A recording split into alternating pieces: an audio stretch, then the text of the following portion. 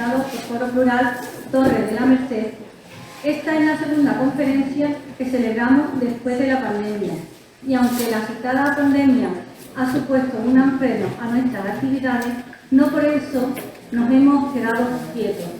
Por el contrario, iniciamos en el mes de agosto del año pasado el proyecto llamado Senda de la Poesía, con don Ángel García López, para continuarlo con don Felipe Benítez Reyes, don Leopoldo Almisa Romero y recientemente con don Luis García Montero. En la actualidad ya tenemos en proyecto otros eventos más de la referida Senda de la Poesía. Como decía anteriormente, el mes pasado retomamos nuestro ciclo de conferencias con don Juan José Peña Bernal, y hoy estamos aquí para celebrar la segunda y para ello nos acompaña doña Rosa María Mateo Bernal. Cuando leí su extensísimo currículum me impresionó la gran cantidad de actividades que ha realizado. Ella es profesora, investigadora, autora de una patente y también se ha dedicado a escribir artículos y capítulos de libros. Lo primero que pensé de ella es que es una mujer muy trabajadora e inteligentísima. Y luego se me planteó la duda de que cuando duerme. Porque sinceramente yo no tenía tiempo material para hacer tantas actividades como ella realiza. Si tuviera que definir su trayectoria profesional en pocas palabras, diría que es una mujer que deja la bandera de Rota ondeando muy alta allá donde va. Pero no soy yo quien le va a hablar de Rosa María, sino la persona con quien comparte su vida, su marido, don Francisco Manuel Visiedo García. Nació en Linares, aunque su esposa nos dice que es más roteño que nosotros. Se conocieron en la Universidad de Granada y desde entonces han compartido su pasión por la ciencia. Se licenció en bioquímica y se doctoró en ciencias de la salud.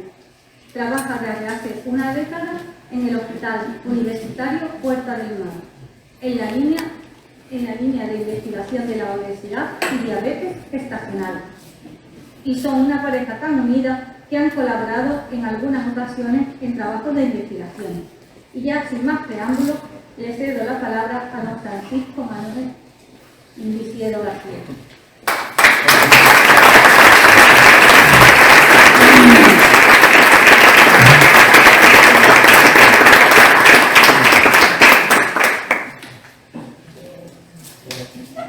Gracias, Mari. ¿Sí?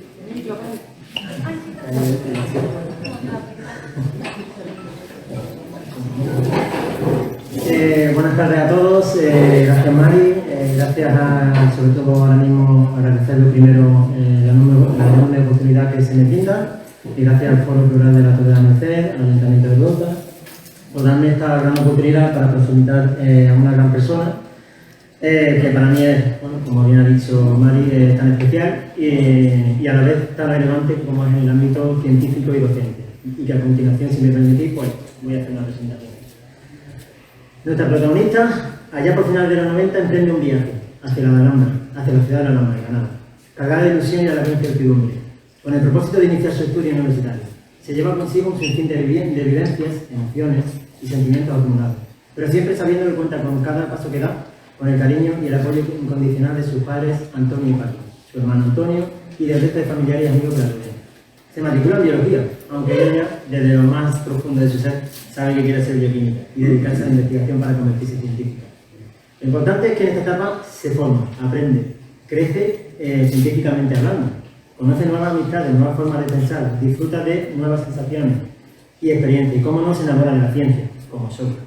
Eso sí, permitidme así, aquí en un momento, subrayar que gran parte de su corazoncito es compartido a la vez con esta persona aquí presente. A comienzos del nuevo milenio obtiene su ansiada licenciatura en bioquímica. Comienza una carrera investigadora vertiginosa, exitosa y que ya no va a parar hasta convertirse en lo que es ahora.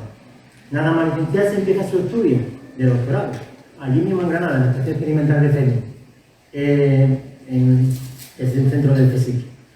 No fue fácil, doy fe. Durante año y medio tuvo que compaginar tesis doctoral con trabajo extra para poder sacarse un dinerito.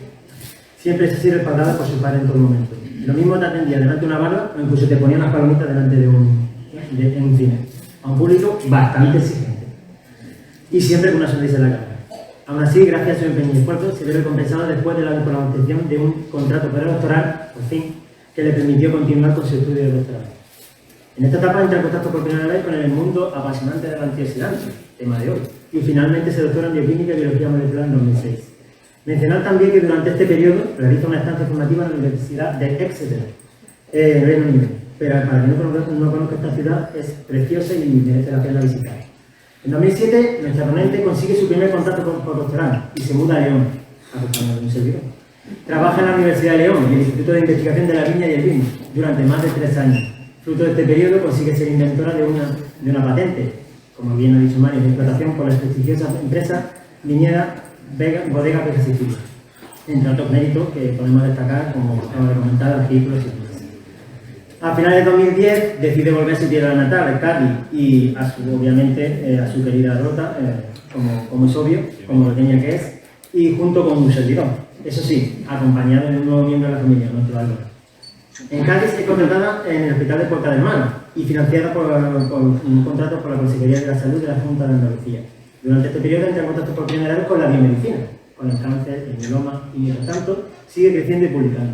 En 2014 abre una línea de investigación junto con el pediatra Alfonso Lechuga, relacionado con la obesidad, que es el motivo de hoy de la ponencia, e inicia una etapa de investigadora prolífica, enlazando durante los siguientes años contratos postdoctorales y demás, junto con la docencia como profesora de la Universidad de Cádiz, tanto en el área de inmunología como en la que está actualmente, que es bioquímica y biología molecular, de esta misma universidad, en la cual continúa hasta ahora, como he dicho, y sin nada de remedio hasta que se cumpla.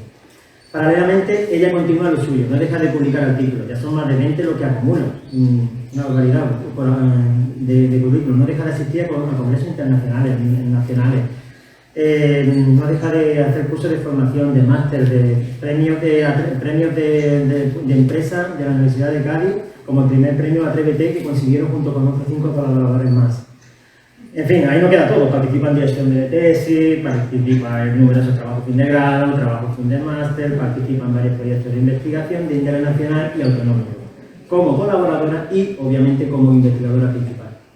También es miembro de varios grupos de investigación de índole científica y otras tantas cosas más que, bueno, podría tirarme aquí toda la noche y mejor dejarlo. Y encima, entre medias, vuelve a ser madre de otro hijo, nuestro hijo.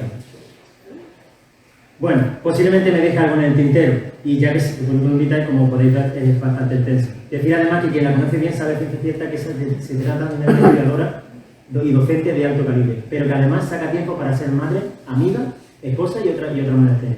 Aunque eso sí, si hay algo que me ha asombrado de ella a modo personal, y lo digo en serio, desde que la conozco, es su gran capacidad para haber logrado adaptarse a diferentes ámbitos científicos laborales, como son el vegetal, como son el microbiológico o como es el animal, como el que estaba hablando. No lo creéis, como se dice vulgarmente, le ha dado todos los palos. Vamos, que lo mismo te analiza una planta, una bacteria, una levadura, un glóbulo rojo y bueno, aún le queda el virus, así que ojito con el COVID-19. En fin, para concluir y dar paso a la protagonista esta tarde, que es para los que estamos aquí unidos, no quiero dejar pasar la oportunidad para mostrarme personalmente mi más sincera admiración a esta mujer que vive desde el primer día con pasión su trabajo como científica y con actualmente, y con la que tengo el gusto de poder compartir ciencia y dicho esto, concedo la palabra a doña Rosa María Mateos Bernal, que nos va a dar una charla muy amena y atractiva, lo puedo asegurar, de su línea de investigación sobre obesidad infantil y donde los glóbulos rojos son los principales protagonistas. El título de la ponencia es No estreses a tus células rojas. Espero que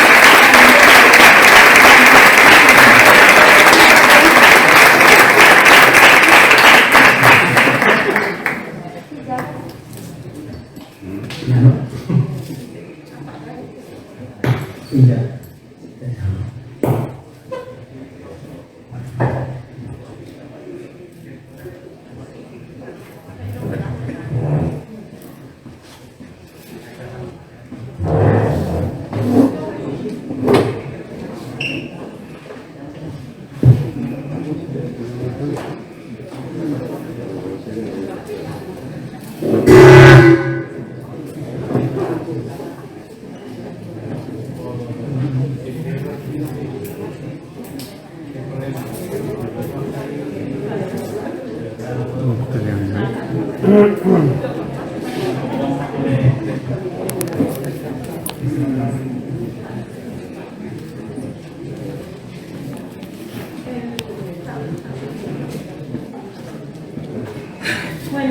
buenas tardes a todos. En primer lugar, bueno, por intervención directa, muchísimas gracias a los dos por la presentación. Y bueno, no me ha querido leer nada ni sabía nada de lo que había escrito, entonces me ha cogido por sorpresa y no por cómo eres y lo que me transmites. Ay, no está la costumbre. Pero bueno, eso, que muchísimas gracias. Sabéis que el orgullo es mutuo y bueno, ahora comentaré algo también al respecto. Sobre todo, muchas gracias a lo que es al Foro Plural, Torre de la Merced, a Paco especialmente, y bueno, por darme esta oportunidad de estar hoy en mi pueblo, con mi gente, pues eso, en una intervención de divulgación, en lo que trataré sobre todo, pues, que veáis un poquito, ¿no?, el mundo en el que vivimos, los bioquímicos como yo, y bueno, hablar un poco, dar algunas pinceladas de lo que es la obesidad infantil, que es en el campo en el que llevamos trabajando los últimos años. No voy a hablar de dietas, no voy a dar consejos de ese tipo, porque considero que eso lo tienen que hacer los profesionales clínicos o como muchos nutricionistas. Por lo tanto, ya aquí levanto esa lanza de que no fiéis de cualquier persona que obtenga una dieta. Cada persona necesita una dieta especializada, dependiendo de sus condiciones clínicas y demás. Por lo tanto, yo me voy a basar en lo que es la obesidad desde el punto de vista de la bioquímica, ¿de acuerdo? Y bueno, espero que paséis un buen rato.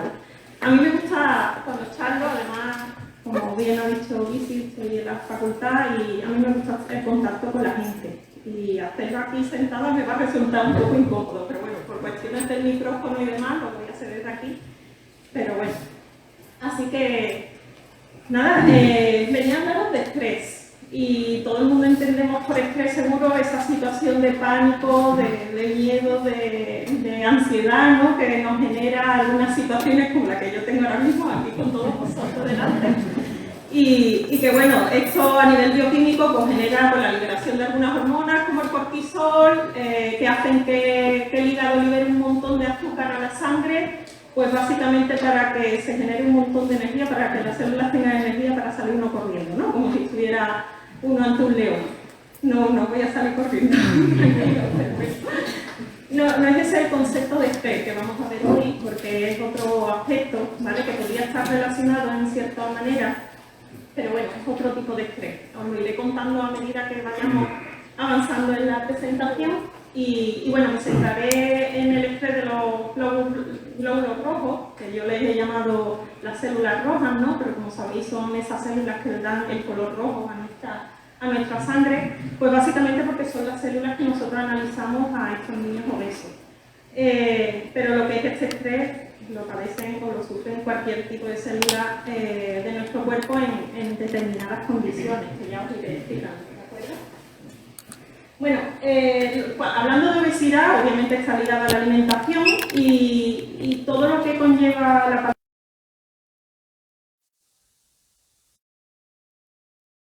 químico y demás, pero lo que es la alimentación tiene un componente social muy importante, ¿no? Todos, qué celebración se lleva a cabo que no se lleve a cabo compartir, ¿no?, alimentos y bebidas, y estamos en un ambiente distendido, a gusto normalmente. Entonces, lo que es la alimentación pues tiene otros factores sociales, por supuesto también la desnutrición y otros aspectos. He empezado la presentación pues con esta imagen, esta fotografía pues que representa las Saturnales, ¿no?, que es la celebración que se llevaba a cabo por parte de los romanos antiguos, que veneraban lo que es al dios Saturno, de ahí Saturnales, y el dios Saturno era para ellos, en la mitología griega, pues el rey, ¿no?, de la agricultura. Por lo tanto, ya incluso los pueblos, ¿no?, veneran lo que es la agricultura, obviamente, y todo aquello que vaya a proporcionar alimento al pueblo y a las personas, ¿no? hay un aspecto ya desde los inicios de la humanidad, pues desde que éramos cazadores y recolectores, se genera una serie de situaciones que están marcadas en nuestros genes y lo tenemos tan marcado que puede que dé una explicación a ese hecho de por qué siempre tenemos un huequito para el postre, ¿no? Casi todos nos pegamos una jarta de comer y siempre hay ese huequito que por muy alto que estemos siempre nos entra algo más, siempre que sea dulce, ¿no? Puede que esto tenga un factor genético, ¿no? y que proceda de esta etapa, ¿no? En la que como recolectores y cazadores nuestros antepasados se veían abocados a que solo los alimentaban cuando tenían posibilidad de tener pues, algún animal que habían cazado o alguna fruta o verdura que habían recolectado y demás. Esto pues lleva a que su propio metabolismo se acostumbra a llevar a cabo un almacenamiento de esos nutrientes que vayan ingiriendo. Por eso cuando nosotros comemos azúcar o ingerimos azúcar, nuestro cuerpo, cuando empezamos a acumular mucha azúcar de la que estamos tomando, la va acumulando en sus reservas y cuando sobrepasamos los límites de reserva, además nuestro metabolismo las transforma en grasas, de ahí los famosos michelines, ¿no? Entonces puede que esto ya esté marcado en nuestros genes, pues por esto, ¿no? Por esas largas temporadas que pasaban de inanición una vez que no tenían posibilidad de cazar. Hay muchísimos investigadores y investigadoras que podría nombrar, pero bueno, me ha llamado la atención el caso de Kamala Sohoni. Esta mujer, pues quiero hablaros de ella, pues porque, bueno, además de que su campo de investigación fue la alimentación, especialmente estudió el valor nutricional y las carencias de la dieta de las personas más desfavorecidas en lo que es en la India. Esta investigadora fue la primera mujer en obtener un doctorado en 1939 en la India. Para entrar en lo que es en el Instituto de Ciencias de la India no se lo pusieron nada fácil por el simple hecho de ser mujer, ¿vale? Es más, cuando entró a trabajar, una de las condiciones que le pusieron fue que no podía distraer a sus compañeros. Como esas otras normas más que no tienen mucho sentido, pero bueno. Por lo tanto, esta mujer tuvo un papel relevante en lo que es la nutrición de algunos grupos de población desfavorecidos, especialmente embarazadas y adolescentes, en los que tenían muchas carencias de vitaminas y demás, y entonces sus estudios con esta planta, bueno, con la savia de esta palmera, que se llama Nira, la savia, ¿vale? Observó que tenía muchos nutrientes, pues, como hierro, vitamina A, vitamina C, y la incorporó a la leche, y bueno, con esas propiedades nutritivas que enriquecía esta savia a la leche, pues consiguió eliminar muchas carencias nutricionales que tenían esos grupos de población de la India. En general, cualquier organismo vivo, cualquier célula, no os lo he dicho, yo como nosotros los bioquímicos, la palabra bioquímica realmente lo que significa, nuestra profesión lo que hace es que se centra en la química de los seres vivos, ¿vale? Entonces, ya sea una bacteria o cualquier animal, el ser humano, toda la química que se lleva a cabo en esos organismos nos interesa. Entonces, este diagrama básicamente es para que entendáis por qué comemos, ¿no? Cuando nos alimentamos, básicamente nuestras células lo que hacen es extraer la energía mediante transferencia de electrones, va transfiriendo la energía de una molécula a otra hasta que obtenemos esa energía que luego la célula pues, va a utilizar pues, para múltiples funciones, para dividirse, para respirar, para fabricar nuevas moléculas, etc. Quiero hacer, bueno, la Tierra, como sabéis, tiene sabemos que más o menos existe desde hace 4.500 millones de años. Poquito después posiblemente se generaran los primeros microorganismos, las primeras bacterias, Pero la evolución del resto de organismos de seres vivos tiene lugar a partir de un hecho importante, ¿vale?, en la historia de nuestro planeta, y es la aparición del oxígeno. La aparición del oxígeno es la que interviene o parece que favorece lo que es en el desarrollo de cualquier especie animal, vegetal, que nosotros conozcamos. Y eso se produce una vez que empieza a generarse una serie de microorganismos que son capaces de producir oxígeno, ¿de acuerdo? No os voy a dar mucha teoría ni nada de eso, pero básicamente conceptos básicos como, porque esta función es sumamente importante para nuestra vida. O sea, sin las plantas no podríamos vivir por este hecho, ¿no? Las plantas pueden coger y captar, fijar, decimos técnicamente, fijar el CO2 que está en la atmósfera y y transformarlo junto con el agua, que también absorbe de las raíces, transformarlo en azúcares, esos azúcares que nosotros luego ingerimos, ¿de acuerdo? Otro factor importante que hacen las plantas no, realmente lo hacen unas bacterias, es la fijación de nitrógeno. La concentración de nitrógeno en la atmósfera es bastante alta. El problema es que nosotros, los seres humanos, no seríamos capaces de incorporar ese nitrógeno en nuestras moléculas. Y lo hacen unas bacterias, ¿vale?, fijadoras de nitrógeno. Si no existieran esas bacterias, el nitrógeno, aunque estuviera en la atmósfera, no podría pasar a la planta, ¿de acuerdo? Entonces es sumamente importante ese paso metabólico para que ese nitrógeno entre en lo que es en el ciclo vital, ¿no? Porque luego estructuras como las proteínas y el ADN, que todos conocemos, pues presentan nitrógeno, no sería posible la vida. Además, esas plantas, como todo sistema, toda célula o organismo, para realizar ese trabajo necesita energía, y esa energía la extraen de la luz solar, ¿de acuerdo?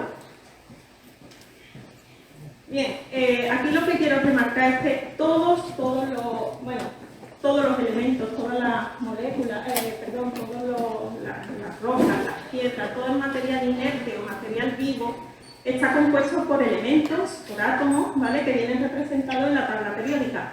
Pero algo de especial tendremos los seres vivos, que solo los que están señalados ahí en amarillo, y algunos más, pero en muy poquita cantidad, son los que aparecen en nuestras moléculas, ¿de acuerdo? Por lo tanto, son los elementos básicos de la molécula.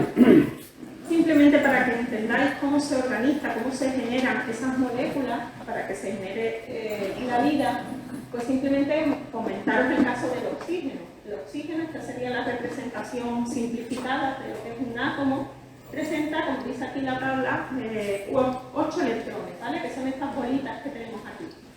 Bueno, pues los electrones en el átomo se distribuyen de forma muy organizada alrededor del núcleo, y el oxígeno en concreto presenta 2 en la capa más interna y 6 en la capa más externa. Cuidado que la poesía y la química a veces nos han llevado bien, y lo de regla del octeto no me gusta ninguna. La regla del octeto la propuso Gilbert Newton Lewis, y bueno, voy a tomar prestado el modelo que él utilizó, ¿vale?, este modelo de cubo que él utilizó para explicar a la comunidad científica cómo se lleva a cabo la unión de los átomos, ¿vale?, para formar las moléculas. Si veis en este cubo de 8 vértices, ¿no?, solo están ocupados 6, que sería representación de los 6 electrones que están alrededor de ese átomo. Bien, pues con este modelo lo que viene a explicar es que los átomos lo que siempre van a pretender es tener en esa última capa 8 electrones, ¿vale? Por lo tanto, el tener 8 electrones en esa última capa le da estabilidad, ¿vale? Es como si nosotros fuéramos en un vehículo y vamos mucho más a gusto, o más si están todos sus asientos ocupados, ¿verdad? Bueno, pues un poquito esto es lo que ocurre, por lo tanto esos elementos van a tender a unirse como si fueran piezas de tente, y aquí os pongo al profesor Luis Montoliu, que es un bioquímico muy reconocido en España, que utiliza, y tiene muchos vídeos aquí en la página web de Nauka, muy interesantes relacionados con pues eso, procesos bioquímicos y moléculas y demás, que él le explica a sus alumnos pues, con esta técnica, ¿no? Y un poco así es como la célula va uniendo, bueno, la célula, los elementos se van uniendo para formar las moléculas, ¿de acuerdo? Y las células, lo que pasa es que los seres vivos, lo que es la célula, dan un paso más allá. O sea, distinto, es verdad que la materia inerte puede formar cristales muy bonitos, pero nunca estructuras tan complejas realmente son productos de ingeniería, ¿de acuerdo? De hecho está la ingeniería genética y metabólica, ¿de acuerdo? Esas moléculas pueden ser más sencillas, como los azúcares o las grasas, pero obras de realmente ingeniería serían los ácidos nucleicos, como el ADN o el ARN, y las proteínas. En concreto, fijaros, esta proteína es la hemoglobina, la que está en los glóbulos rojos, es la que nos permite transportar el oxígeno en estas células rojas. Para que os hagáis una idea, esta estructura presenta casi 10.000 átomos. Eso como muchísimas de las proteínas tienen ese tamaño incluso más grande.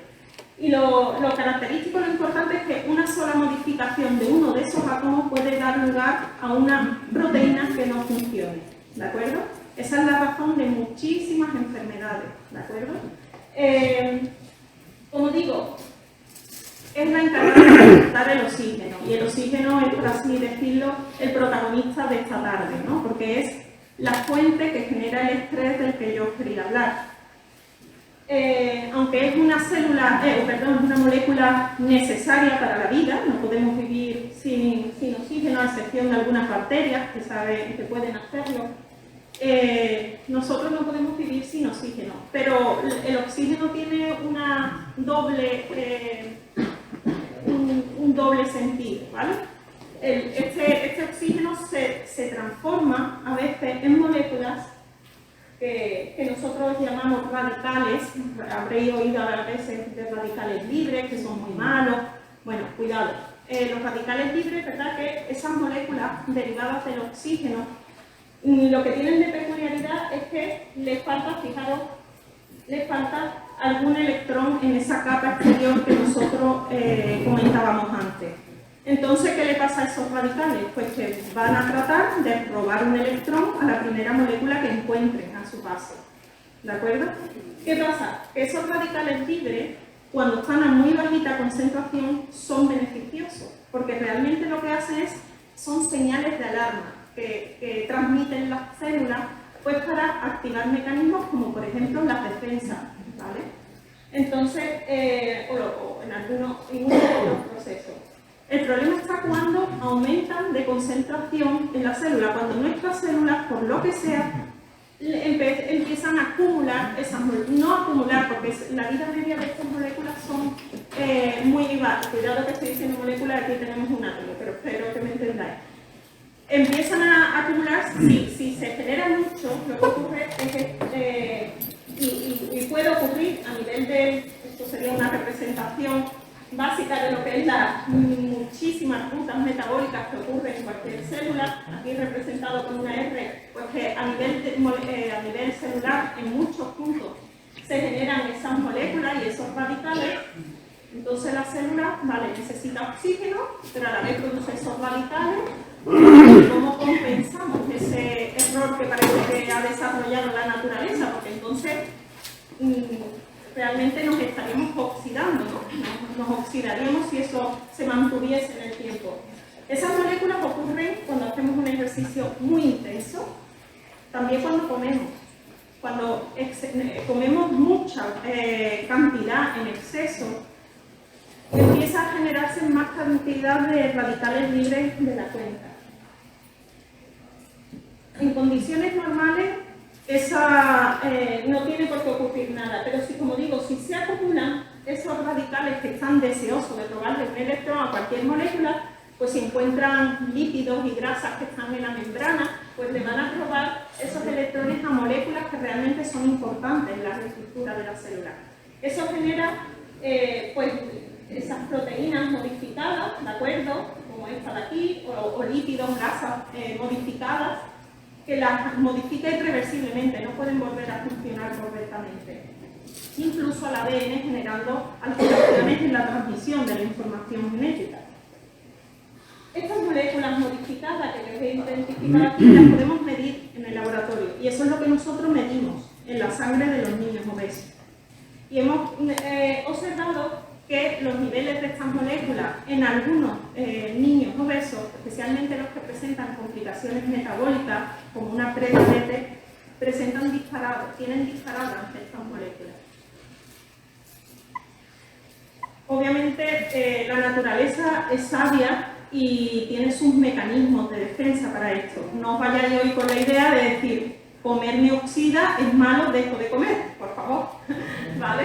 ¿Por qué? Porque la naturaleza es sabia y nuestras células también están capacitadas para neutralizar esas moléculas, esos radicales. ¿Con qué? Pues con los antioxidantes, que como venía en la diapositiva anterior, estas moléculas, a diferencia de las otras, tienen algún electrón de más que pueden donar. Entonces, son buenas, ¿por qué? Porque ante la producción de cualquiera de esos radicales, pues estas moléculas están ahí precisamente para eso. ¿Necesitas un electrón? Pues toma, que te lo doy, ¿vale? Y ya se neutralizan, no hacen daño. Por lo tanto, fijaros lo importante que es mantener, bueno, no lo he dicho, no solo está, principalmente está en la fruta y la verdura, por eso es por lo que los médicos siempre nos recomiendan y los nutricionistas, pues que es importante incluir en la dieta los azúcares, la fruta y la verdura, porque tiene muchos antioxidantes. Pero cuidado, nuestras células, como los glóbulos rojos, cualquier otro tipo de células, también las animales, las vegetales, tienen su propia fuente de antioxidantes, ¿vale? Nuestras células fabrican también proteínas que tienen esa función de donar esos electrones a esas moléculas que pueden ser dañinas. Entonces, en definitiva, todo es un equilibrio en la vida, ¿no? Y en las células este es un equilibrio bastante importante, pues eso, que se produce un poquito de esa, aquí lo llamo ROS, pero bueno, son los radicales de los que vengo hablando, que se producen, empieza a generarse radicales, nosotros estamos comiendo, nuestras células, para obtener la energía de eso que comemos, pues produce estas moléculas dañinas, pero tiene ahí sus antioxidantes que van equilibrando la producción. Eso es lo normal. Lo normal es que ocurra esto que estamos viendo. El problema es que hay circunstancias en las que pesa más la producción de estas moléculas dañinas que el hecho, que la actividad antioxidante o la capacidad antioxidante que tengan las células. Y eso es lo que llamamos estrés oxidativo. Ese es el estrés al que yo me refería con el título de la presentación. No estreses a tus células rojas, ¿no? ¿Por qué? Porque hay que mantener ese equilibrio entre la producción de esas moléculas radicales y los antioxidantes. Como decía antes, no solo afecta a las células rojas, afecta a las células del páncreas, del riñón, bueno, a cualquier célula endotelial, etc.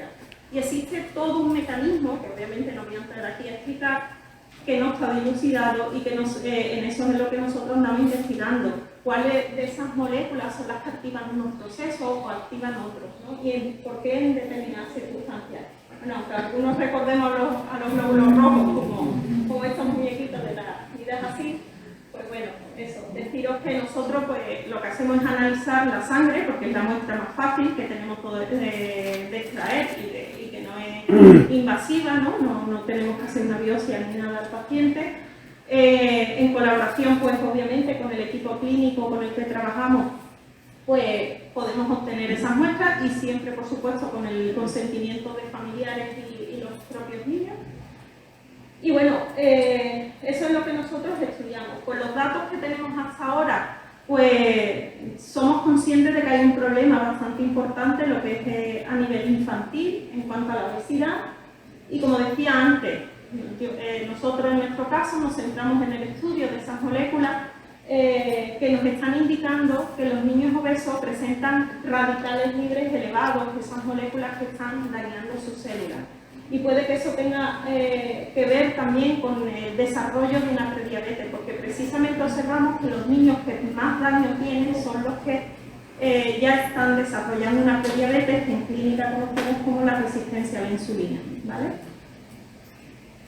Todo esto, pues, ya lo sabéis, la obesidad está muy relacionada pues como digo, con la diabetes y con otro tipo de patologías, enfermedades cardiovasculares, incluso con el cáncer, ¿vale? Porque si nosotros analizamos el tejido graso, si analizamos esa grasita que tenemos en los michelines, pues las personas obesas normalmente acumulan en ese tejido también células inmunes que generan inflamación. Entonces una inflamación ahí callada, constante, que está generando una señal pues que a veces puede desarrollar alguna enfermedad como algún tipo de cáncer, ¿no? Bueno, aquí simplemente algunos recortes de las redes, ¿no? Que, bueno, algunos antiguos, pero bueno, hoy, aquí dice, hoy es el Día Mundial de la Alimentación y los datos de nuestro informe de infancia y nutrición, estos fue en 2019, son muy preocupantes. 200 millones de niños menores de 5 años sufren desnutrición, mientras que unos 40 millones tienen sobrepeso. Da igual, tanto la desnutrición como la obesidad son enfermedades, obviamente las razones y los motivos son muy distintos, pero lo que es la base científica, pues está muy relacionada con este estrés que os comento. Solo hay que mirar las papeleras de los colegios para darnos cuenta que nuestros hábitos han cambiado, en la gran mayoría. Hay mucho batido, mucho producto procesado y que todo esto tiene un peso, luego lo que es en los niños, ¿no? En nuestros niños. Aquí un poco para tomarnos, hacer un poco de chiste, ¿no? Pues, oye, Gus, ¿cuánto azúcar llevamos encima? Dice, pues hasta el infinito y más allá. Si nos fijamos en las etiquetas de los productos que compramos, y no sé por qué, pero especialmente en las de los niños, están cargadísimos de azúcar. Tienen muchísima azúcar, desde los potitos, que no lo entiendo, pero tienen muchísimo azúcar. Los pediatras con los que trabajo se echan las manos a la cabeza y bueno, no sé, me imagino que sus intereses habrá como todo. Y bueno, entonces hemos pintado tan mal el azúcar que decimos, bueno, eliminamos completamente el azúcar de nuestra dieta. ¿Podemos? Aquí esto lo pongo porque a veces no tenemos claro en algunos conceptos, ¿no? Claro que no. Como os he dicho, antes os he dicho que las 4 moléculas principales para la vida son las proteínas, los azúcares, los lípidos y los ácidos nucleicos. Y los azúcares son muy importantes, tenemos que tenerlos. Nuestro cerebro es el único combustible que utiliza, por así decirlo, bueno, a veces algún otro, pero principalmente son los azúcares. Por lo tanto, si no consumimos azúcares, nuestro cerebro podría aguantar un poquito, pero la verdad que pues, requiere de los azúcares, ¿no? Claro que los azúcares están, podemos tomarlo en distintos productos, está la pasta, está el arroz, y bueno, la fruta, por supuesto, lleva azúcares, por lo tanto hay gente que dice, no, si yo no tomo azúcar, si tomas azúcar, si te tomas una fruta, estás tomando azúcar, no necesitas añadir fruta. Una mujer me preguntaba en una charla, yo no le echo azúcar al café, digo ya, pero la leche lleva azúcar, lleva lactosa, que es un azúcar. Como digo, me llevo esto al terreno de la bioquímica porque muchas de esas moléculas, obviamente no tenéis por qué saberlo, pero cuando las células la rompen se transforma en la misma glucosa y fructosa que tiene el azúcar blanco, ¿no? El azúcar que tomamos. Por supuesto, lo que es la bollería ya industrial y todo eso, pues también tiene azúcar, pero ya encima con una serie con grasas y demás, pues empeoran todavía más todo. La típica pregunta, ¿no? Pero, hombre, la miel es más sana, pero es azúcar. Si usted es diabética, no puede ni la miel, ni ¿me entiende? Entonces, por eso, cuidado. No todo el mundo puede tener la misma dieta. Eso de, a mi amiga le va divinamente esta dieta y yo me la aplico porque es que la ha ido muy bien. Sí, te puede ir bien, pero si tú tienes una patología, una cardíaca o tienes una prediabetes, pues a lo mejor la vas a liar, ¿no? Tener cuidado y bueno, dije que me iba a dar consejo y así. No, simplemente eso, que no fiéis de gente que os venden dietas cuando encima no están preparados. Ya os digo, yo no me siento con la preparación como para venderos ninguna dieta, menos gente que no se han preparado, ¿no? Como nutricionistas o médicos. Bueno, como os decía antes, el objetivo de cuando comemos es transformar, nuestra célula lo que hace es romper esas moléculas grandes que obtenemos cuando ingerimos alimentos y en moléculas sencillas y al mismo tiempo las células se cargan de energía. ¿De acuerdo? ¿Cuánta energía tenemos que consumir? Pues obviamente, esto es obvio, ¿no? No es lo mismo un niño recién nacido que un adolescente, que una persona mayor, pues tendremos que compensar nuestras células. Bueno, nuestras células no, dice las leyes de la termodinámica que la energía ni se crea ni se destruye, ¿no? Por lo tanto, solo se transforma. Yo como, pero yo no estoy tan gordita como estoy. Vamos a ver, del aire nos saca los Michelin de las células, ¿vale? El organismo. De algún sitio viene, es verdad que tú puedes que lo metabolices mejor o peor, pero eso sale de algún lado. Entonces es importante, por eso es lo que digo, ¿no? Que los clínicos, los médicos tienen que saber tu metabolismo, tienen que saber el caso concreto de cada uno para poner una dieta pues, concreta a cada paciente. Esta diapositiva simplemente es para mostraros, ¿no? Lo que es una vez que ingerimos alimentos, el azúcar pasa a la sangre y la insulina juega un papel importante en esta.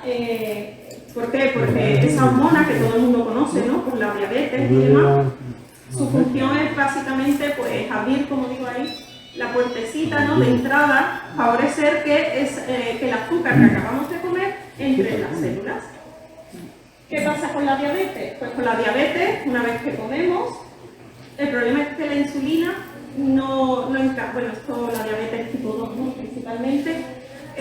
Lo que ocurre es esto, ¿no? Que las células se vuelven insensibles a la insulina. Esto ocurre pues cuando, como hábito, por ejemplo, ingerimos mucho azúcar a lo largo de la vida, ¿vale? Y al final pues, puede derivar en una diabetes.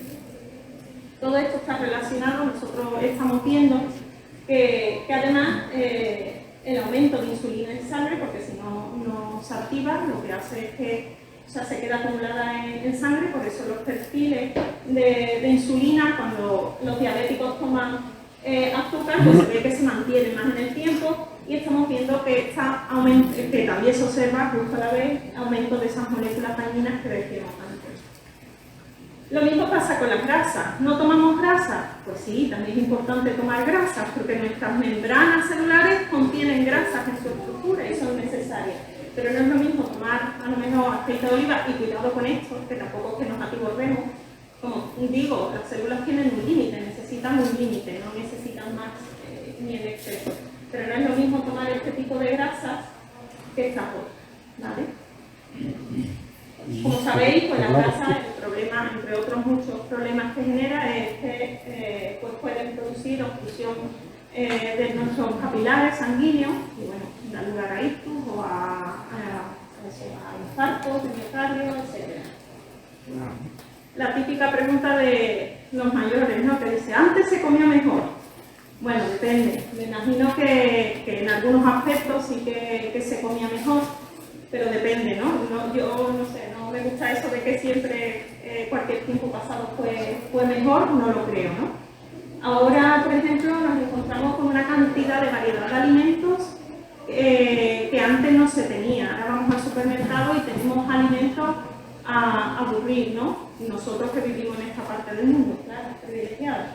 El problema está que nos encontramos también otra serie de productos muy variados, pero que realmente pues la gran mayoría no son nada saludables. Y solo hay que mirar la etiqueta muchas veces para darnos cuenta. Y encima le sumamos el factor de los hábitos de vida. Cada vez tenemos hábitos de vida mucho más sedentarios.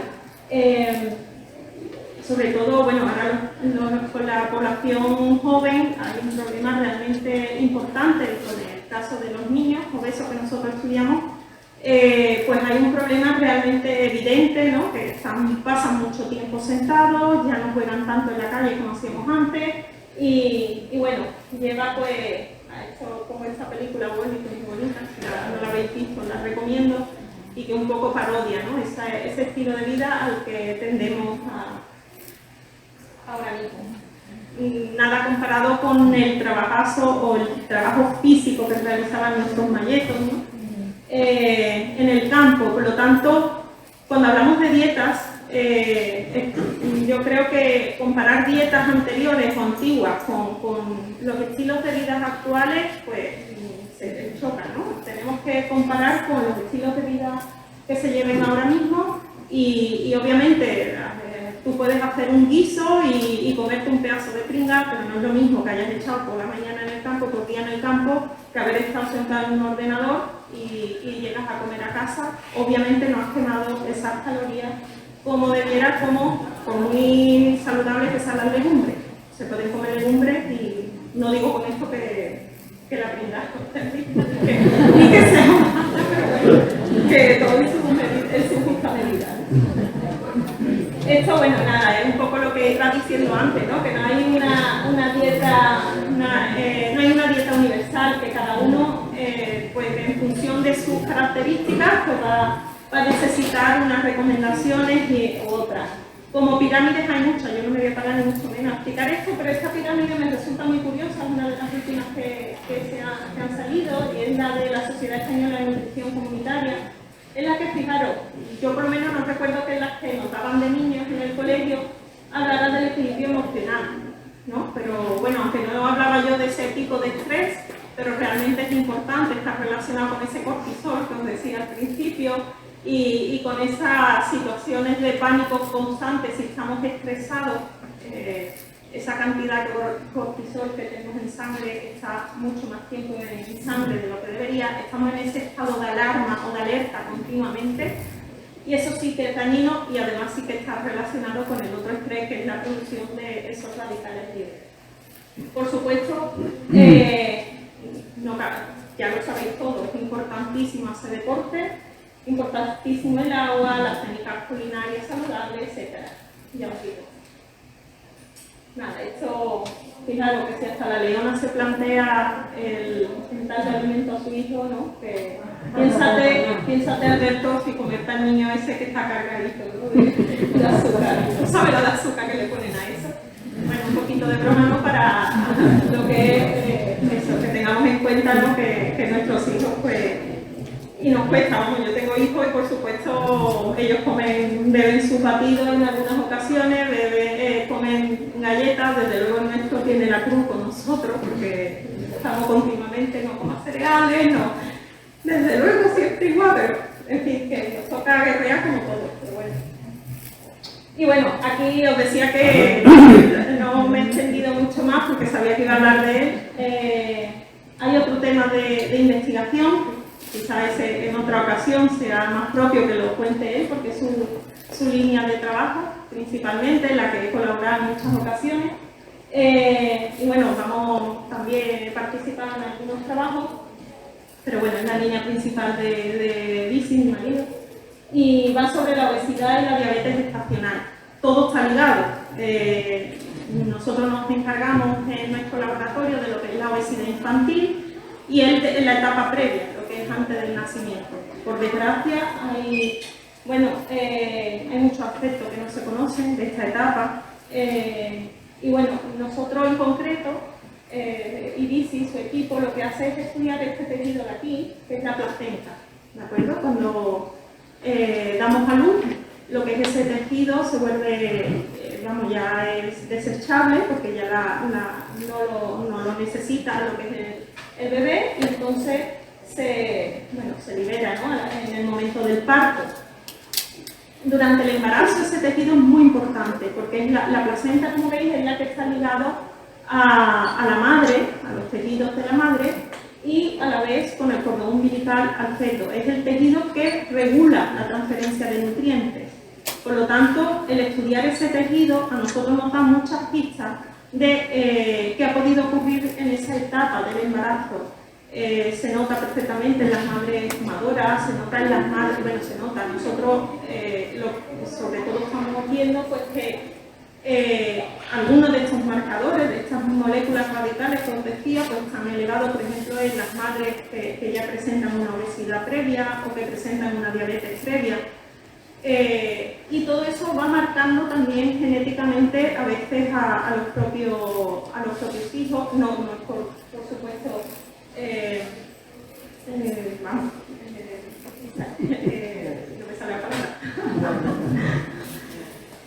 Martirizar aquí a las madres, ¿no? Ni mucho menos, pero simplemente en nuestro campo de estudio y ver qué relación existe con la obesidad y la diabetes cuando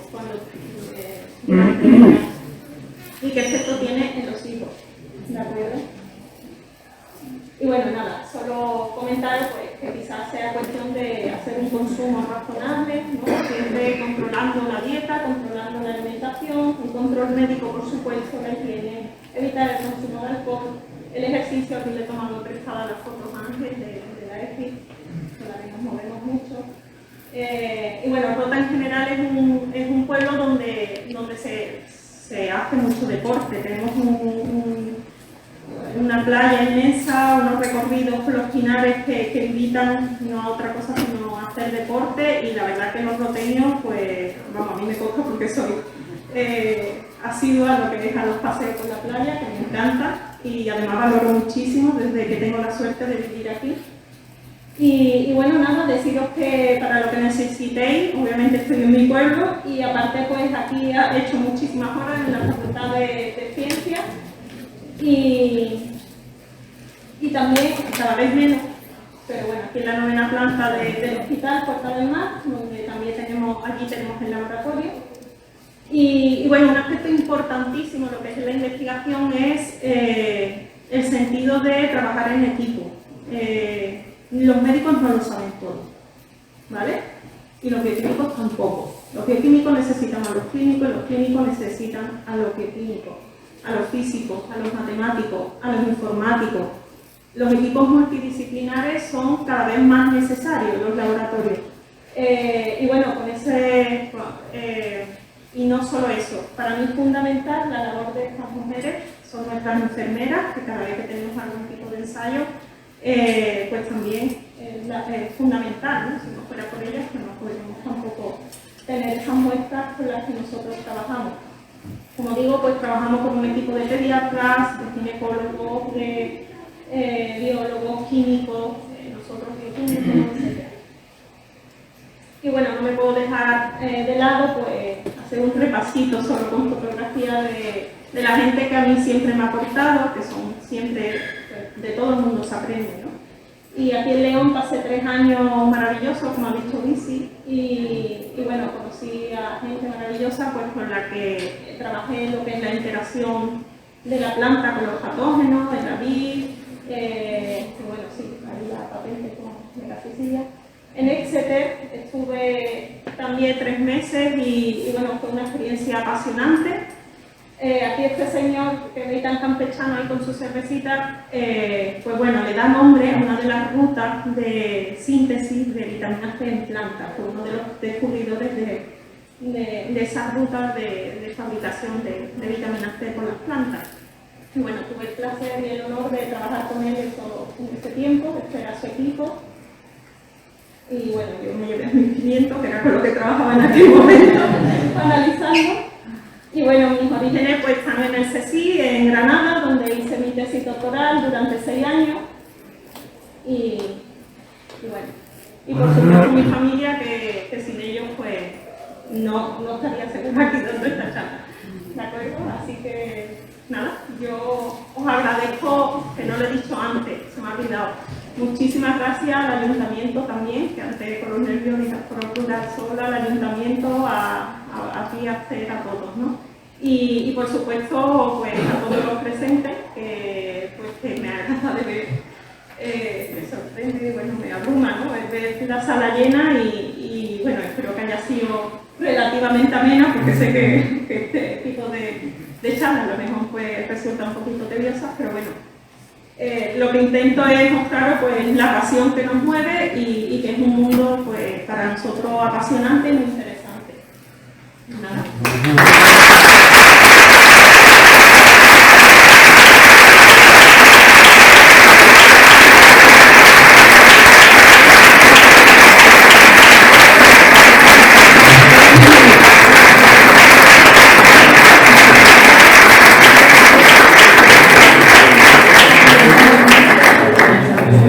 Aunque no estáis habituados a venir a nuestra charla, sepáis que siempre abrimos un turno de preguntas, que en muchas ocasiones son muy interesantes y que en este momento tenéis la oportunidad de preguntarle a vuestro lo que queráis. Si levantáis la mano, yo os paso el micrófono, o simplemente habláis en voz alta que os escuchan. Yo modero un poco la participación para que podamos hacer las preguntas que tengáis pensado hacer. ¿Hay alguien que quisiera hacer una pregunta? Hola Rosa. Hola, ¿qué hay? Me ha encantado, ¿eh? Gracias. Y aparte, me ha encantado porque son ciencias que me encantan porque es una mujer la que habla de ciencias, pero lo habitual, pues me ha encantado. Gracias. Y es cotilleo absoluto. La patente esa que tú tienes, que me cuentes un poquito, que eso no has dicho nada, los has hablado del estrés de las células, pero de la patente. No, porque se salió un poquito. Bueno, también tiene que ver con el estrés y eso, pero lo que es la planta. Pero bueno, a León me fui principalmente, como decía, en Granada, me había formado en agricultura. Y bueno, en León necesitaban a alguien que entendiese un poquito de plantas, y porque tenían un problema. Resulta que el investigador con el que yo me fui pues tenía un contrato con Bodega Sicilia, que como bodega tenía el problema pues que existía en ese momento en cualquier sitio, ¿no? Hasta ahora habían estado tratando las plantas con arsénico sódico y lo descatalogó, lo quitan del mercado porque era un tratamiento que se había comprobado que era tóxico, que para el consumo humano, y entonces lo eliminan. Y este tratamiento se aplicaba a lo que es al viñedo para eliminar lo que es matar a los hongos asociados a una patología que se llama enfermedad de hongos enfermedad de la madera de la vid. Entonces, nosotros allí en León lo que tratábamos de buscar era pues una herramienta eficaz, un tratamiento que no fuera tóxico para lo que es matar esos hongos, pero con unas estrategias biotecnológicas y demás para matarlos. Pues eso, conseguimos probando distintas sustancias. No me gusta la palabra natural porque da lugar, hace pensar que a ver, cualquier producto, el agua es un químico, ¿vale? Entonces, a ver, lo de natural es relativo. Pero sí, eran productos mucho menos dañinos y extraídos de la naturaleza, y que que presentaban una actividad antifúngica bastante potente, es decir, que mataban al hongo, a este grupo de hongos, porque no es un solo tipo de hongos. Entonces, con esto desarrollábamos una mezcla, pues un caldo, ¿no?, con el que tratar lo que es a la planta justo en el momento de poda. El problema que tienen las bodegas, los viñedos, los agricultores en ese caso, es que cuando producen la herida de poda, cuando justo a través de esa herida, lo que ocurre es que a través de esa herida entran ese tipo de hongos y no se desarrollan de la noche a mañana, sino que normalmente tardan un tiempo en desarrollarse, y una vez que dan la cara, lo que es en la hoja, pues ya la planta prácticamente está muerta. Entonces, evitar ese tipo de enfermedades es muy importante para bodegas, cualquier bodega, para cualquier viñedo, cualquier bodeguero que tenga viñas, ¿no? Pero Bodega Sicilia pues se jugaba mucho, ¿no?, con los viñedos que tiene allí en Valbuena del Duero. Y bueno, tuve la oportunidad pues, de conocer los viñedos, conocer la bodega y trabajar para ellos 3 años. Muy bien. Bueno, en primer lugar, darte las gracias, por supuesto, por prestar toda la charla, y enhorabuena al Foro Plural, porque la verdad es que es un placer, ¿no?, que en un pueblo tan pequeño tener la oportunidad de poder asistir a una conferencia de ciencia. Yo estudié química, ¿vale?, y hace unos cuantos años que noto como cierta resistencia por parte de la sociedad, o quizás un aumento, ¿no?, en esa resistencia frente al procesado de los alimentos, ¿vale? Yo creo que la propia industria se ha ganado esa mala fama, ¿no?, porque por los altos niveles de azúcar, por ejemplo, que encontramos en los alimentos, y están surgiendo nuevos sistemas de calificación como el Nutri-Score y todos estos sistemas, ¿no?, que creo que son europeos. Y me gustaría, aparte, en estos últimos años también está surgiendo como unas nuevas corrientes, como por ejemplo Carlos Ríos, creo que se llama, un chico que está haciendo mucha divulgación científica de cómo adoptar nuevos hábitos de alimentación, pero claro, siendo químico y enfocándolo desde el punto de vista industrial, siendo una sociedad tan grande, ¿no?, con tanta densidad de población, yo creo que esa mala fama que tiene la industria no se la merece, porque el procesado de los alimentos no tiene por qué ser malo, ¿no? ¿Pero te refieres al procesado o a los genéticamente modificados o biotecnológicos? Simplemente al procesado. Entonces me gustaría conocer un poco tu opinión acerca de aparte de los sistemas de calificación estos de alimentación nuevos como el Nutri-Score, también acerca del procesado. Si crees que hay una mala concienciación, si crees que hay que encontrar otras vías o legislando también. Bueno, en cuanto a lo del Nutri-Score, es verdad que es muy confuso. Sí que la comunidad científica, incluso los consumidores, ¿no? A veces pues llevan a confusión, ¿no? Del hecho de que el aceite de oliva a lo mejor tenga un color que no es el verde y que nosotros asociamos a lo positivo, ¿no? A lo bueno, pues da lugar a bastante confusión. Entonces quizás sí que es verdad que el método no es el más adecuado bajo mi punto de vista y sí que sería recomendable que hubiera otro tipo de indicadores, ¿no? que visualmente para lo que es el consumidor le permitiese identificar mejor los tipos de alimentos, pero también es verdad que, aunque el aceite de oliva sea bueno, también hay que tener en cuenta que su límite, ¿no? Tiene un límite y a lo mejor en ese sentido es en el que nos indica, es el Nutri-Score, esa gama de colores, ¿no? De decir, oye, que estás de este color porque te puedes tomar un poco, pero tampoco hinchas de aceite de oliva. En cuanto a lo de los procesados, la verdad que no sé qué técnica en concreto de procesado, en general lo que son los alimentos procesados, lo que es joyería y demás, y este tipo de alimentos, como tú dices, están muy cargados de azúcar, las grasas, no es sano igual que lo que es yo qué sé, pues el bizcocho que haga casero y demás, pero bueno. Pero ¿y si el alimento está procesado? Es decir, requiere de un proceso industrial como por ejemplo un salmoreno, ¿no? que requiere de un proceso de trituración de los alimentos hasta que llegas a esa masa final, puede ser bueno en realidad, pero se ha ganado una cierta tiene mala fama ahora mismo, yo creo, desde mi punto de vista, todo lo que es el mundo industrial y las propias empresas te lo venden ahora como hechos artesanal. O las pistas de Casa Rodella, ¿no? Que te muestra la abuela en su casa haciéndote la pista, ¿no? Bueno, quizá hay el fallo, ¿no? En llamar algo artesanal que realmente no lo es.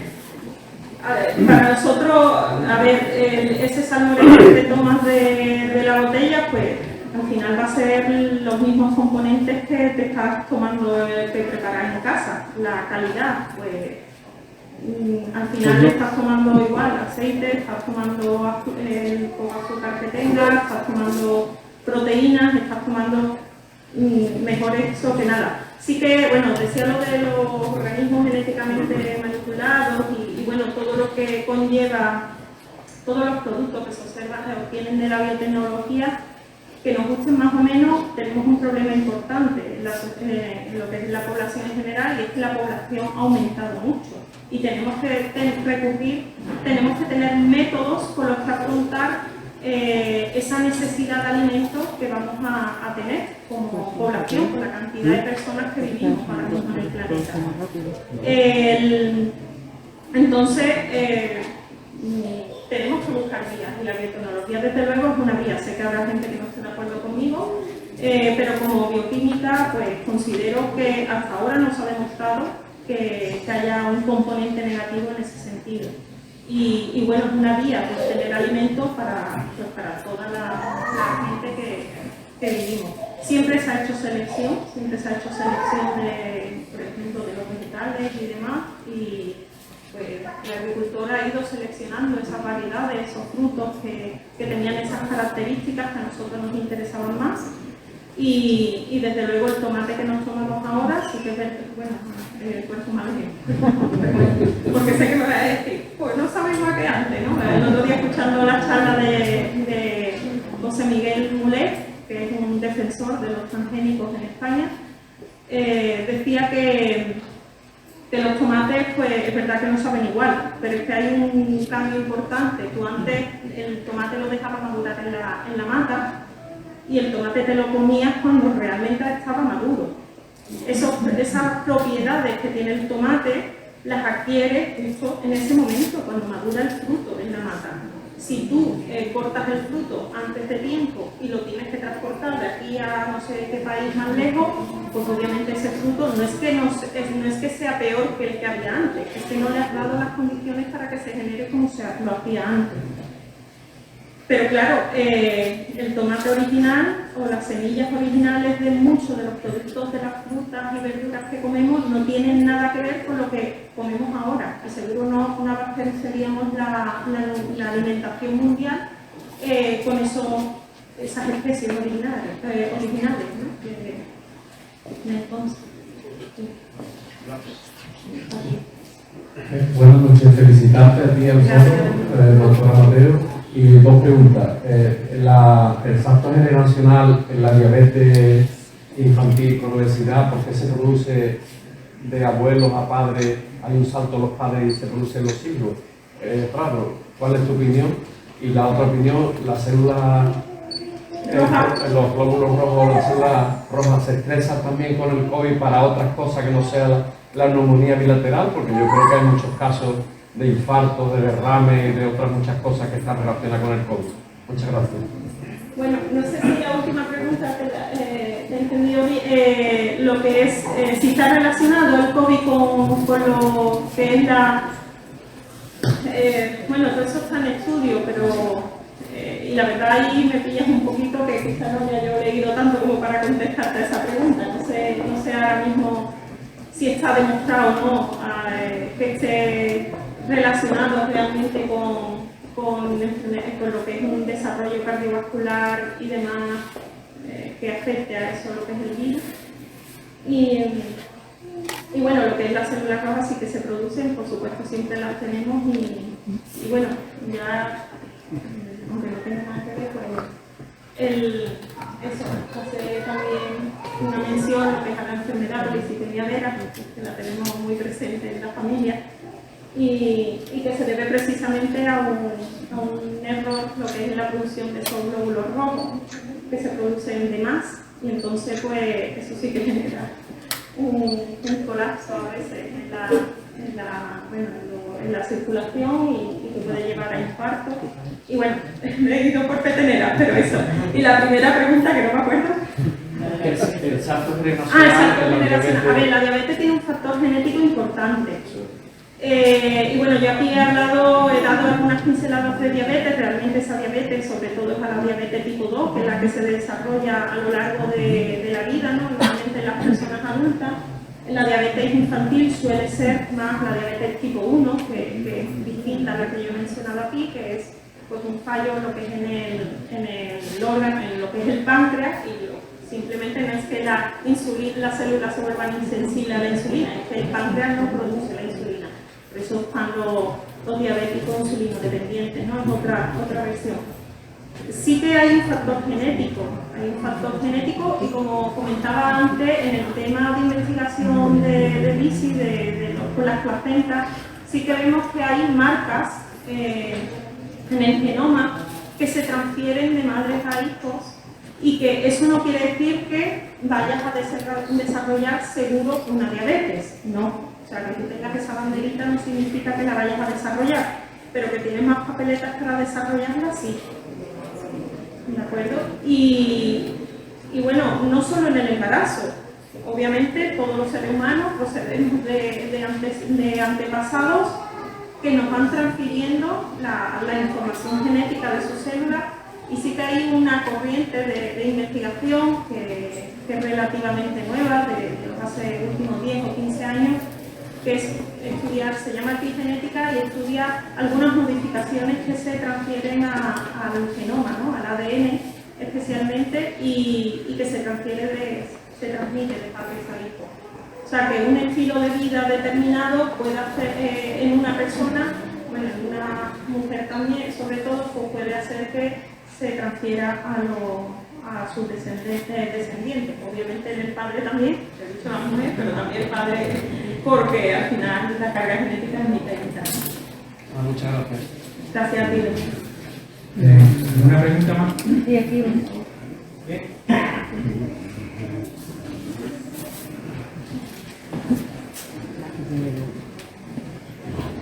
Bueno, encantada de saber que es algo que prometía y lo cumplí. Después de, atendiendo a la importancia de la alimentación, y bueno, ¿sabes? Después de casi 30 años en el mundo de la educación, este curso hemos tenido en el menú escolar, pues, hemos ido de menos de un año, más de un año, como sabes, el entero, diabético, alérgico, intolerante. Pero este año se nos está desbordando, tenemos un problema, tenemos que afrontarlo. Un alumno con un año no tiene alergia, no tiene, sino ni por cuestiones religiosas, sino la familia ha decidido vegetariana, no vegana, vegetariana. Y la verdad es que nos tienen súper preocupados porque es delicadísima. Las facciones las tiene súper pronunciadas, los ojos hundidos, el pelo malísimo, las uñas fatal y con un problema con la actitud hacia la comida tremendo. Entonces sabemos que estamos en el periodo de adaptación que nos queda, pero no son veganos, porque nosotros cuando era la primera vez, ¿no? Porque hemos tenido, además de las alergias, pues los que por motivo de religión no comen cerdo, pero este año pues con el catering hemos tenido que hacer un menú especial porque no, en el catering que tenemos ninguno de los niños son vegetarianos, menos a esa edad. Entonces, como lo vemos, el trabajo que había que hacer entre catering, familia y nosotros para adaptarle un menú y lo preocupado que nos tiene por lo que vemos, la verdad es que no sabemos si esa decisión familiar, respetándola, por supuesto, las decisiones familiares. Tiene repercusión. Esa es la pregunta. Gracias, Melissa. Como te decía antes, creo que lo más adecuado es que solo contestara un clínico, por supuesto, y que explicara el caso concreto de esa niña, ¿no? Como datos, no sé, yo no tengo datos de dietas vegetarianas de niños y demás, pero lo lógico, bueno, no quiero opinar porque no sé, lo mejor es una dieta equilibrada y eso, lo que es en adultos sí me consta que una dieta vegetariana puede ser tan sana, tan sumamente sana como una dieta normal de otro tipo en la que se incluya carne, pescado y demás. Obviamente el pescado es mucho más saludable que la carne animal y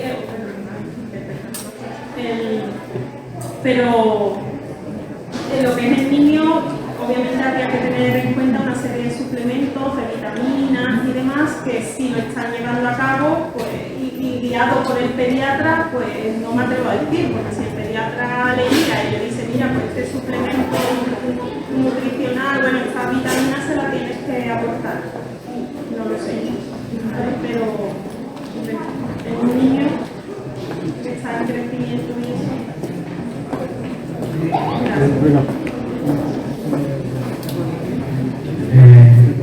¿Alguien más quiere preguntar? Bueno, pues el foro siempre al finalizar la charla le entrega un obsequio a la conferencia. En esta ocasión queremos aprovechar también este momento para valorar el trabajo que hace un medio de comunicación local como Rota Ría, ¿vale? Y también le vamos a entregar a Arminia un pequeño detalle. No es el valor del obsequio, pero sí el valor de ver cómo su trabajo tiene una repercusión en la discusión de la cultura rota. Porque en otras cosas nuestras actividades las discutimos a través de Rota Ría y de otros medios también.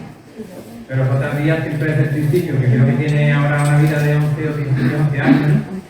Que es la vida que tiene el foro también, como en este caso tenemos la misma edad. Y me gustaría invitar a Arminia que viniera un momentito. Le vamos a hacer un detallito.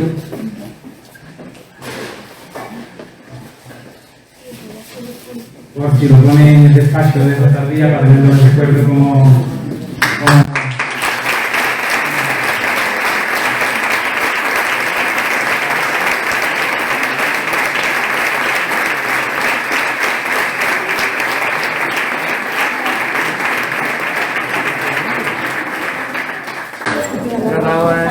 Y bueno, la rosa toca a María, que ha sido la que ha abierto el acto, que la ha curado.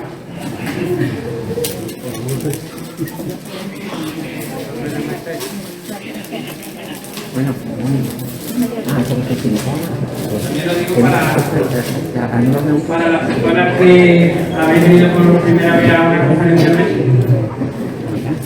Nosotros entregamos este obsequio como una especie de símbolo, una estatuilla de cerámica que se empezó a hacer en Nueva Zelanda, pero que actualmente la estamos haciendo en otro lugar porque no encontramos un sitio en la zona cercana para hacerla. Y es nuestro símbolo. Desde el principio hemos optado por entregar este obsequio a todo el mundo, le gusta mucho y creo que es mejor que una placa que va a un cajón. En este caso, este obsequio pues, siempre queda en un sitio destacado de la casa o del lugar donde esté la persona, ¿vale? Y se lo entregamos.